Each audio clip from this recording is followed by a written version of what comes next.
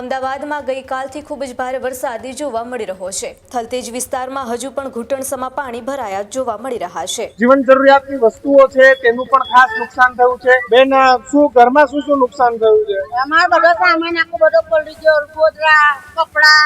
તો લોકોએ પોતાના જે ઘરનો સામાન છે એ સામાન પણ બહાર લાવી દીધો છે। થલતેજ વિસ્તારમાં જે પરિસ્થિતિ છે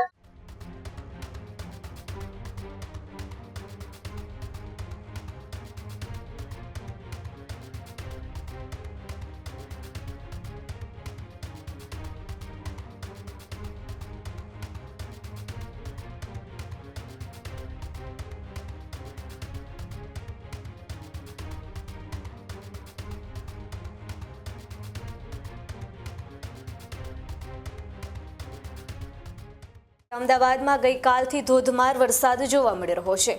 હજુ પણ અમદાવાદની અંદર મેઘતાંડવ યથાવત જોવા મળી રહ્યું છે, જેમાં થલતેજ વિસ્તારમાં મેરનો જ વિસ્તાર પાણીમાં ગરકાવ થતો જોવા મળી રહ્યો છે।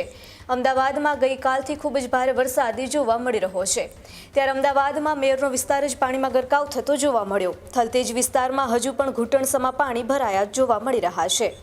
રસ્તા પરથી વાહનો પસાર ન થઈ શકે તેવી સ્થિતિ સર્જાઈ હોવાના દ્રશ્યો પણ સામે આવ્યા છે।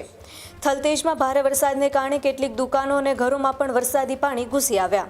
થલતેજથી ન્યૂઝરૂમનો ગ્રાઉન્ડ રિપોર્ટ આવ્યો છે। થલતેજમાં ગુરુવારે રાતથી વરસેલા વરસાદથી સ્થિતિ કફોડી બની છે।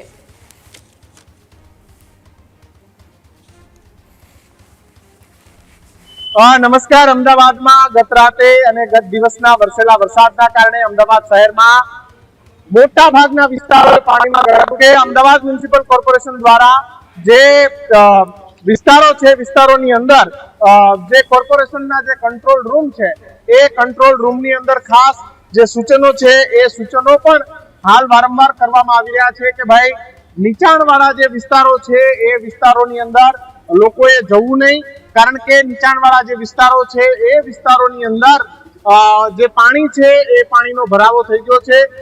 શાકભાજી માર્કેટની અંદર પણ લોકોને આવવા જવામાં તકલીફ પડી રહી છે અને આ જે વિસ્તારો છે જેની ઉપર મેટ્રોની લાઈનો પણ પસાર થાય છે, જેના કારણે અહીં ખૂબ મોટા પ્રમાણમાં જે પાણી છે પાણી આવે છે। આપ જોઈ શકો છો કે લોકો પારાવાર મુશ્કેલીનો સામનો છે એ અહીં કરતા જોવા મળી રહ્યા છે અને આ જે વિસ્તાર છે નીચાણવાળા વિસ્તાર, ત્યાં લોકોને અહીં પોતાના જીવન જરૂરિયાતની વસ્તુઓ લેવા અને આવવા જવા માટે ભારે મુશ્કેલીનો સામનો કરવો પડી રહ્યો છે। લોકોના ઘરની અંદર જે જીવન જરૂરિયાતની વસ્તુઓ છે તેનું પણ ખાસ નુકસાન થયું છે। ઘર વકરીનો પણ જી બેન, અનાજે પલળી ગયું બેટા, અમારું ખાવા પીવાનું અને આખી રાતના અમે બેહેલા છીએ સાહેબ। કોઈ સામું જોતા નથી, ખાલી વોટ લેવા આવે છે સાહેબ। કોણ આવે છે બેન વોટ હવે વોટ લેવા તો સરકાર જાણ આવતા હોય ના આવે, આ કરી કોઈ ઓળખીને બેરી સાહેબ। તમે ક્યાં રહો છો? અંદર તો કેટલું પાણી ભર્યું છે? તો તાર ઘરમાં તાર કલાક તમે જઈને સાહેબ ઘરમાં તમારી માતાજીની ચોખંડ મારી માતાજીની તમારે કશું ઓછી આ દર્શન છે બેટા માતાજી। ગઈકાલની રાત કેવી રીતે નીકળી? કોઈ નહીં આવી, કોઈ નથી આવી સાહેબ, કોઈ નહીં। બેન, શું ઘરમાં શું નુકસાન થયું છે? અમારો બધો સામાન આખો બધો પડી ગયો, ગોદરા, કપડા બધું તને ગયું। 30-35 કિલો અનાજ જતું રહ્યું અમારું। શું કોઈ ફૂડ પેકેટ આવ્યા છે? ના, અહીંયા રોડ પર છે જો સામાન રોડ પર રાંધવાનો ખાવાનો સામાન બહાર લાવીને મૂક્યો, શું કરીએ બોલો? તો લોકોએ પોતાના જે ઘરનો સામાન છે એ સામાન પણ બહાર લાવી દીધો છે।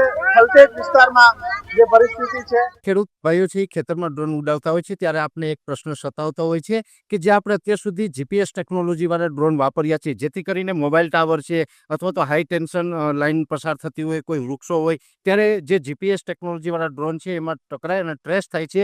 પણ એગ્રીઓન લાવ્યું છે જીએનએસએસ ટેકનોલોજી ડ્રોન, જેથી કરીને એ ડ્રોન છે એ કોઈ જગ્યાએ ટકરાય નહીં, પોતાની રીતે જ ડિસિઝન લે છે અને મૂવ થઈ જાય છે, જેથી કરીને જીએનએસએસ ટેકનોલોજી ડ્રોન છે એ વાપરવાનો આગ્રહ રાખો। આ જ પ્રકારની તમામ અપડેટ જોવા માટે ન્યૂઝરૂમ ગુજરાતને લાઇક, શેર અને સબસ્ક્રાઇબ કરવાનું ભૂલતા નહીં।